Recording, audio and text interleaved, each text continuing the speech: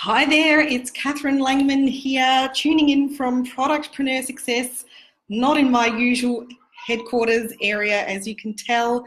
Today I am coming to you from a swimming pool, actually. I was actually inspired to do this Facebook Live here today, which is actually going to be about one often missed thing that all successful business owners do, but certainly all successful e-commerce store owners do this one thing in their business. But a lot of people don't really realize that this is something that they should be doing in their business. And I was inspired to shoot this video for you today here at this pool. And I'll tell you a little bit of a story about that to kickstart my little how-to video.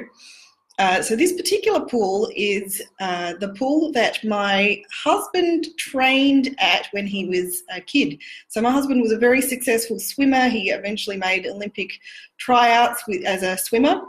Never quite got past Ian Thorpe or Michael Klim or anything like that, but he was pretty quick, and he did a lot of hours in the pool as a kid.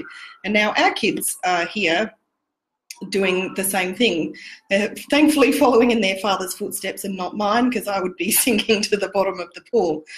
Nevertheless, back in his day, as an 11, 12-year-old boy, he would have been here doing 10 sessions a week of swimming.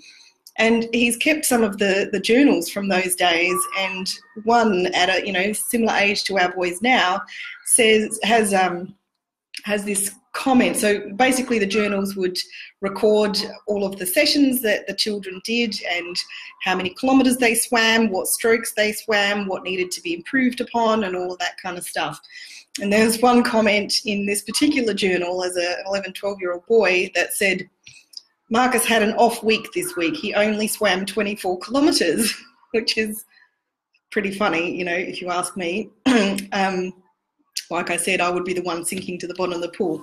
Anyway, coming here, today, I was reminded of this particular story, and it just inspired me to talk a little bit about what, so as a swimmer, as an athlete, recording and recording the performance, recording his progress, recording the activities that were done in training and all of that kind of stuff. So that was something that he did as a successful athlete, and it's something that you should be doing in your business as well. So this is one thing that all successful business owners, and particularly e-commerce business owners, do in their business every week, and it's to record their, I use the word metrics in business, but to record the ongoing performance of your business, and to get a snapshot of what those metrics look like at regular intervals. So perhaps the same day each week. So, and of course, we wouldn't be. Yes, only 24 kilometres, and that's pretty funny, isn't it? I would struggle to swim at 24 metres. But, the point here is that without having an idea of our performance on an ongoing basis, we have no idea, whether we are heading in the right direction with our business, right? So, we need to give ourselves the information that we need in order to decide whether we are making good progress, or are we swimming backwards, or are we swimming sideways, or what do we need to change tack? Are the things that we're doing working for us? Are they successful? Should we do more of them? And so on and so forth.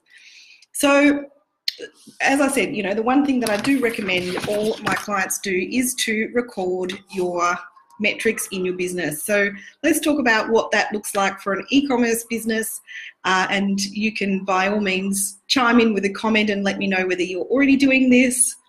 I have a feeling some of you are who are watching, whether you're tracking other things or whether this is something that's new to you and you might give it a go yourself. So the first thing that you definitely need to do is to make sure you've set up Google Analytics and that you have integrated that with your website. and that you are tracking the e-commerce conversions through Google Analytics. So by doing so, Google Analytics will not only track things like visitors to your website, conversion rate, your number of purchase conversions, of course, but other things as well, like abandoned cart. You can work out average order value and all of that really good stuff. But it can also do this per traffic source. So you can get really specific information about, which source of traffic is actually converting the best for you, which is very, very handy if you want to know which of your marketing efforts are working and which aren't.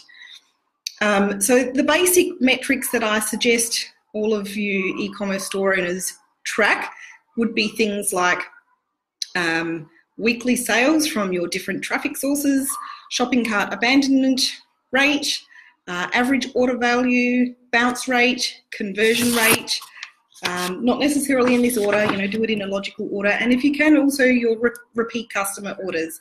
Repeat customer orders is not necessarily something that you'll find easily in Google Analytics, but if you're on a platform like Shopify, you should be able to work that out. And also you can install plugins on WordPress as well that'll give you that sort of information.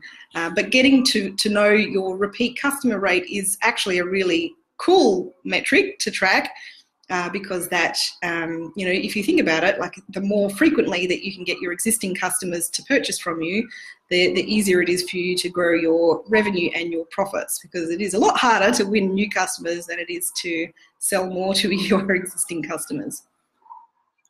So tracking metrics, tracking metrics is the first step. Then definitely using that information and using the trends that you can start to see over time is the next step. So how do you use that information? And if I use an analogy from my own past as a musician, so as a musician, what we would do is to actually record ourselves practicing, and then listen back with a really analytical ear and figure out, okay, well, that bit really sounded terrible. That's what I really need to practice more. That bit sounded really good. How can I make more of the piece of music sound like that? And so on and so forth. So using your information that you track with your metrics allows you to kind of do that in your business as well. So you can start to see what areas of your business need work. Is your conversion rate below average? Is your bounce rate really high? What areas of your business do you really need to work on? And then also you can start to work out which areas of your marketing are having the best impact, the most positive impact. And so, or vice versa, perhaps you run a new product launch campaign and it completely tanks and it doesn't work. So then you sort of need to look at what you did and go, right, well, I better not do that again. So, and so on and so forth. So that's what I have for you today. The one thing that, it's not the only one thing that all successful e-commerce business owners do, but it is one thing that all successful business owners do. And so if you are not doing this and tracking your metrics, please, I know it's about as interesting as poking your eye out with a stick, but please take my word for it. It is an absolutely invaluable task that you can do. It doesn't take very long to do each week, and it will definitely set you up for success in the future. So leave a comment for me. Let me know what you think. Are you doing this in your business yourself? What has been worthwhile for you if you are doing it? And if you're not doing it, let me know if you will start. All right, guys, have a fantastic week. Let's go get them. Bye for now.